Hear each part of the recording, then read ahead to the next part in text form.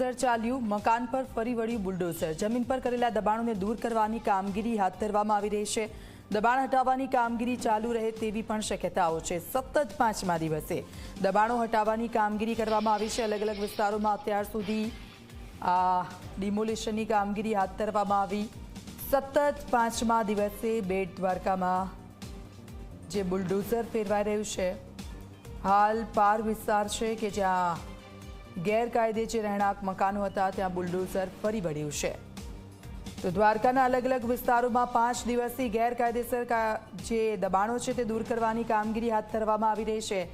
સંવાદદાતા જયદીપ અમારી સાથે ફોનલાઈન પર જોડાઈ ગયા છે। જયદીપ, સતત 5મા દિવસે દ્વારકામાં ગેરકાયદેસર જે દબાણો છે તે દૂર થઈ રહ્યા છે। હાલ કયા વિસ્તારમાં કામગીરી હાથ ધરવામાં આવી છે?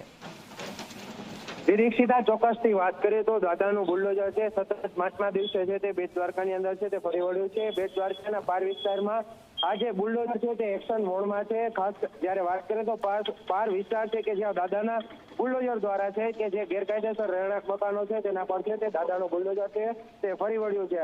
જે સરકારી જમીન છે તેના પર છે જે દબાણો હતા તેને પણ છે તે દૂર કરવાની કાર્યવાહી હાથ ધરવામાં આવી રહી છે।